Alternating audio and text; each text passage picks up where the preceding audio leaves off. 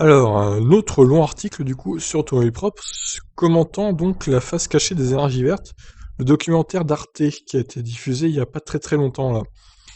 Donc c'est le monsieur de À Contresens, Marc Muller, qui critique ce documentaire du coup, puisqu'il a lui-même fait À Contresens, qui est en faveur de la voiture électrique.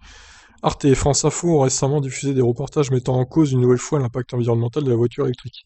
Il n'en fallait pas plus pour refaire monter au créneau Marc Muller, à l'origine du film À Contresens. Programmé sur Arte le mardi 24 novembre dernier, le premier document, intitulé La face cachée des énergies vertes, a tout simplement fait bondir l'écologiste et journaliste suisse Marc Muller. Ce documentaire est tellement manipulé et orienté que c'est véritablement un cas d'école d'analyse, lâche-t-il dans une nouvelle vidéo de 6 minutes postée sur le compte Facebook de son propre film. L'erreur la plus facilement identifiable par le public, c'est cette affirmation dans la vidéo d'Arte. Sans néodyme, la voiture électrique ne pourrait tout simplement pas rouler. Marc Muller confirme que cet élément est bien une terre rare, qui est polluante à extraire et à transformer. Mais il rappelle surtout que le VE n'est pas marié avec. Les moteurs asynchrones, c'est de l'aluminium, du cuivre et de l'acier, qui génèrent un aimant par un champ magnétique induit. Rappelle-t-il en précisant que ces moteurs ne contiennent absolument pas de terres rares. Les 5 minutes 30 de complément d'enquête consacrés sur France Info au sujet des voitures électriques pas si écologiques sont logés à la même enseigne par Marc Muller. Les journalistes de ces vidéos adoptent des positions anti-tout, on le sait bien, qu'il y a des problèmes de pollution, ils sont dénoncés depuis des années. Mais dénoncer, c'est dépasser. Maintenant, ce qu'il faut, c'est arrêter de brouiller les cartes et faire des propositions concrètes, nous dire comment on sort de là, nous indique-t-il dans un nouvel entretien réalisé ce lundi 30 novembre 2020. Les choses sont présentées comme s'il y avait de la manipulation là-dessous, par une société cachée, d'un côté les industriels, qui seraient les méchants, face aux gentilles populations. Ce n'est pas vrai.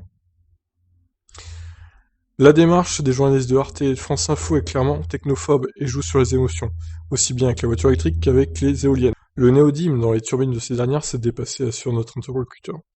Ces pales dans un champ en Allemagne, c'est une mise en scène. Il peut y en avoir dans un coin en attente d'être débarrassé, mais pas dans les proportions annoncées sur Arte. Déjà parce que c'est interdit et surveillé en Allemagne, et qu'il y a tout un travail sur les processus de recyclage actuellement.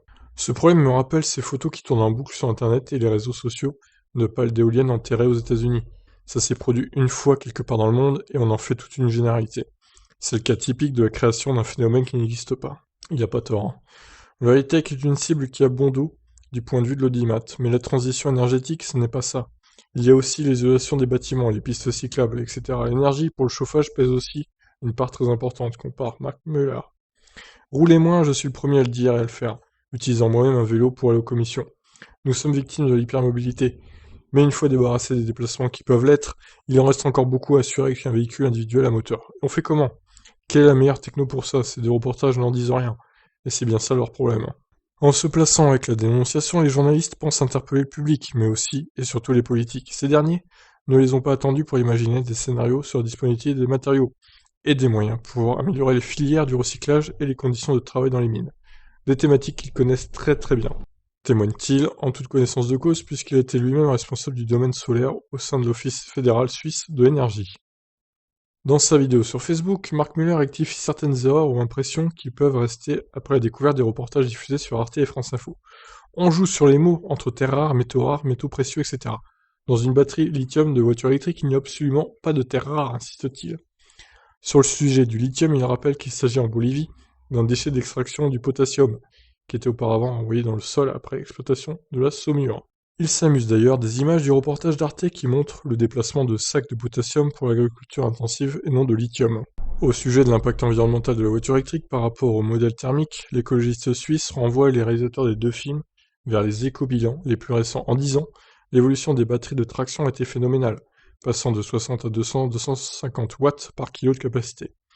La même batterie a besoin de 4 fois moins de ressources minières 10 ans après, et donc 4 fois moins d'impact de production qu'à ce moment-là. Chiffre-t-il, soulignant que les batteries permettent de parcourir aujourd'hui 300 000 km et au-delà contre 100 000 en 2010. Alors, 100 000 en 2010, j'espère que Maillon ira plus loin que 100 000 quand même. Si on y ajoute la part grandissante des énergies renouvelables dans la fabrication des voitures électriques et de leurs batteries, l'impact environnemental d'une voiture électrique par rapport à 2010, c'est 3 à 10 fois moins en 2020, poursuit-il. Marc Muller dénonce une course au sensationnalisme, au clic et à l'audimat, qui ne fait pas avancer notre société.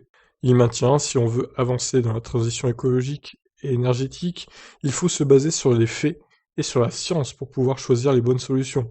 Notre interlocuteur aimerait par exemple qu'on évoque les millions placés pour résoudre les problèmes du cobalt. C'est ce qu'il est intéressant de montrer. Et on termine avec Guillaume Pitron. La transition Est-il contre la transition énergétique? Eh bien non. Dans un entretien accordé à Thinkerview au sujet de l'enfumage transition énergétique, retrouvé sur YouTube par notre community manager qui n'hésite pas à remonter au rédacteur les demandes de nos lecteurs. Merci David. Et oui, on le remercie chaleureusement David. Je ne connais pas cette personne, mais je le remercie quand même. Le co-réalisateur du documentaire diffusé sur Arte le reconnaissait à 1h13 pardon, dans la vidéo. Je suis trop content de me débarrasser du pétrole et du charbon. Je ne veux plus en entendre parler. On est tous d'accord pour dire que si le nucléaire peut baisser dans les mix énergétiques, c'est bien. Je suis pour cette transition écologique. Je préfère davantage d'éoliennes et moins de centrales à charbon. Je préfère davantage de panneaux solaires et moins de centrales à pétrole.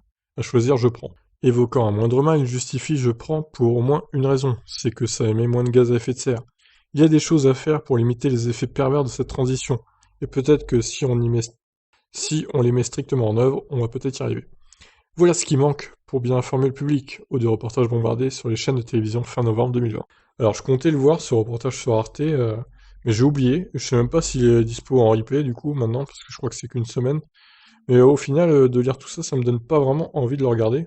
C'est un peu dommage, hein, parce que Arte, normalement, c'est une chaîne honnête qui diffuse de bons trucs, et au final, il semblerait qu'ils font un peu la course à l'audimat et au clic, là, avec ce reportage un peu putaclic. Bah écoutez, je sais que certains d'entre vous l'ont vu, ce reportage. Est-ce que vous êtes d'accord avec Marc Muller, en comparaison avec un contresens, par exemple?